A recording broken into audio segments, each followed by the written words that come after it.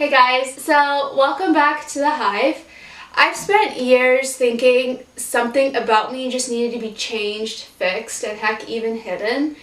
And essentially it comes to the point where you just feel like a liability because people also call you that.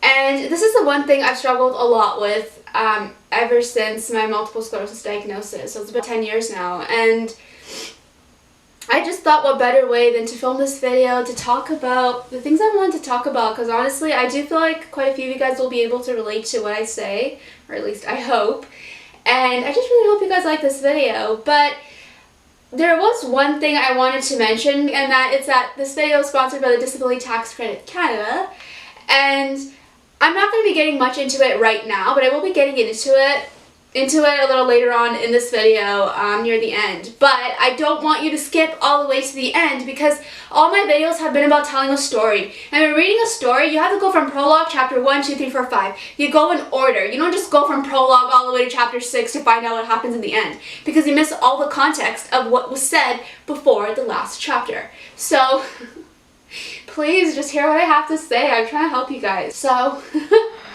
before I begin this video, subscribe to my channel if you guys haven't already, and for now, I hope you guys enjoy this video.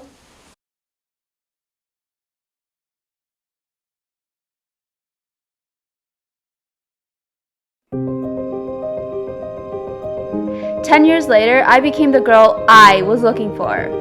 9 years ago, I pressed upload, not knowing who I'd become. And 10 years with that mess and 10,000 of you later, I finally became her. But here's the part I never saw coming. I used to think I'd be standing in a classroom one day.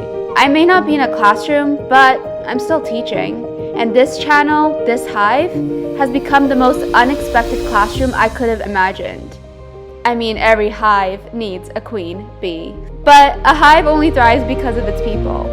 10,000 of you learning, questioning stigma, and rewriting the narrative with me. So if you're here, whether you've been here since the beginning or you just joined the Hive, well, welcome. And thank you for being a part of this classroom."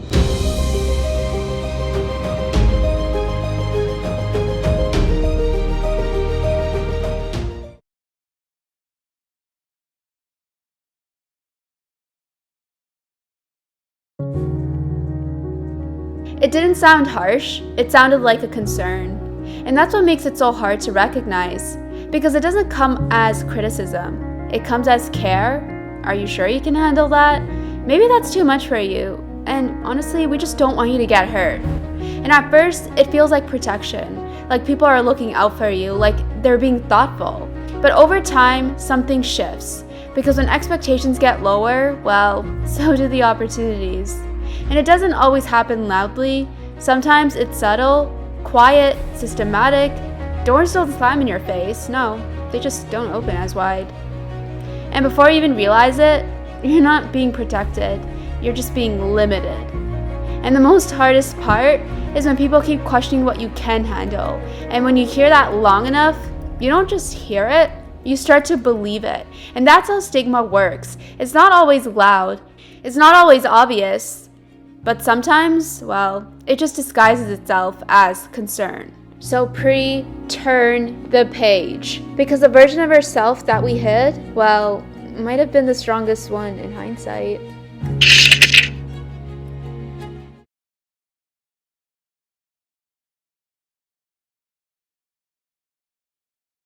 Chapter 2, the version of me I started to hide. Now this kind of just gets into the whole internalized stigma. There was a version of me that slowly started to disappear with the symptoms, the discomfort, and the parts of my life that just honestly didn't feel easy. I was just so good at overcompensating, just making it seem like nothing was wrong with me, and I just didn't want to have other people adjust plans just because of me, because I was just a little bit slower mobility wise, and honestly, like, I don't even remember what I was talking about. Give me a second.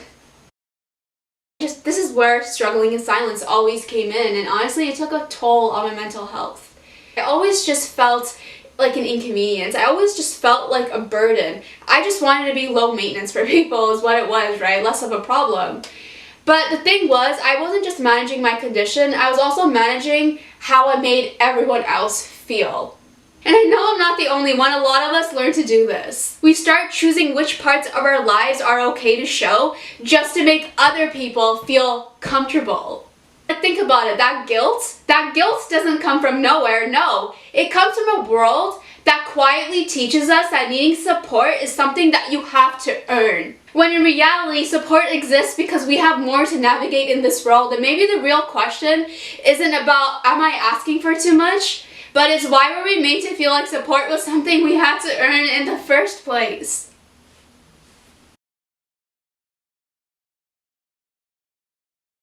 I'm really good at coping, like really good. I'm managing everything, struggling in silence because I wanted people to feel comfortable. And I thought if I wanted to make people to feel comfortable, maybe just kind of dial it down a little and not talk about my struggles. When you're a liability, it's almost as if no one wants you. And I feel like a lot of you guys will be able to relate to this because I felt like this a lot too. Adjusting was something that I was just forcing myself to do, even if it meant I was crawling on sidewalks or I couldn't see things the way I wish I could have, because even right now, I don't even know what I'm looking at. Everything is just shaking, but for a long time, I just thought that me being able to cope meant that I was doing better. But what I hadn't realized is that coping wasn't the same as living. Because if you're always coping, that means a part of you still believes that something still needs to be fixed, changed, or heck, even hidden. I think a part of me actually believed that just maybe, I am a liability. And something just didn't make sense, because if I was a problem, why was it that I only felt like a problem in spaces that weren't built for people like me? Why did I feel like too much in environments that required me to become less? And the problem was never us, but the problem was the label they gave us before we got the chance to define ourselves. And the plot twist, the same world that called us a liability also built systems that proved that we were never the problem.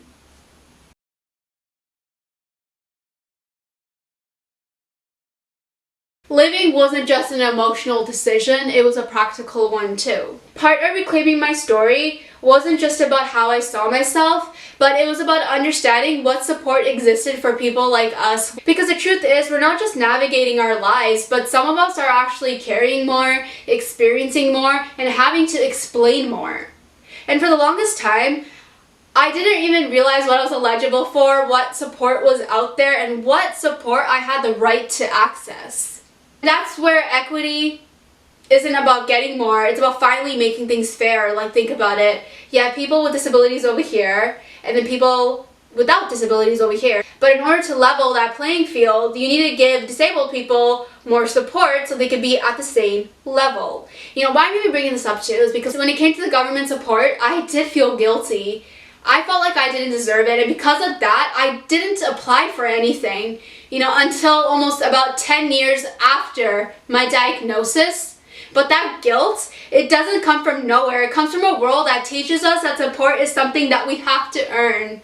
And when in reality, it exists because we already have more to navigate in this world. Part of unlearning that was finally understanding something that I had overlooked for years. Living wasn't just an emotional decision, it was a practical one too. Part of reclaiming my life wasn't just about how I saw myself, but it was about understanding what support actually existed for people like us. You know, people love to talk about treating everyone the same, but the truth is we were never all starting from the same baseline.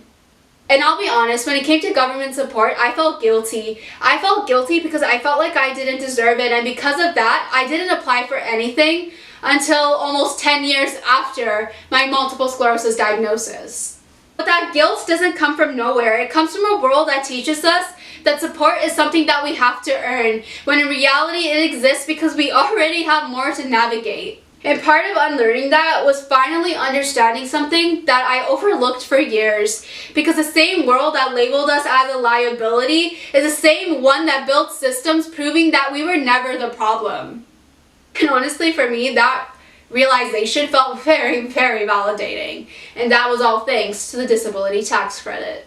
This portion of the video is sponsored by the Disability Tax Credit Canada, and I wanted to share this because a lot of people are overlooking something that actually might be helping them. and that is the disability tax credit. Now, the disability tax credit is a federal tax credit in Canada for people living with prolonged physical or mental conditions. And what a lot of people don't realize is that eligibility isn't about a diagnosis, it's about how your condition impacts your daily life. So if you struggle with things like experiencing severe limitations in walking, mental functions, vision, or other daily activities, most of the time you may qualify. And of course, it depends on your individual situation, medical documentation, and the CRA approval. But there are a lot of people who haven't even applied, not just because I didn't know about it, but because some people feel guilty for even considering it. Trust me, I get it.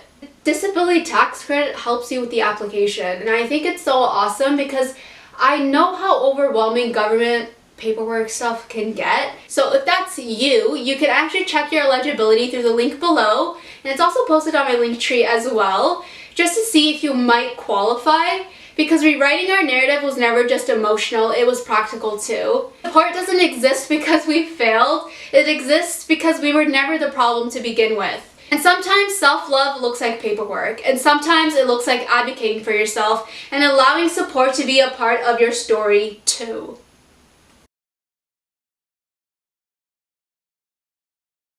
So here's a message for our hive. I want to thank my community for being a part of this journey with me, because what they called a liability ended up becoming the plot twist. Not just for me, but for us. Because the very things we were taught to hide forced us to adapt, to think differently, to move differently, and to survive in ways some thought we couldn't.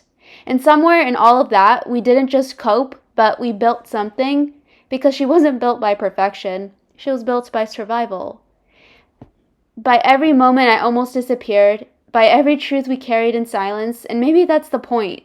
I didn't build her alone, we built her together. So, thank you for not letting me disappear, because what I thought was just my story turned out to be ours. And somewhere along the way, 10,000 of you showed up. 10,000 people who understand this without needing it explained. And we're not done rewriting this yet. Turns out, I was aiming at the wrong target.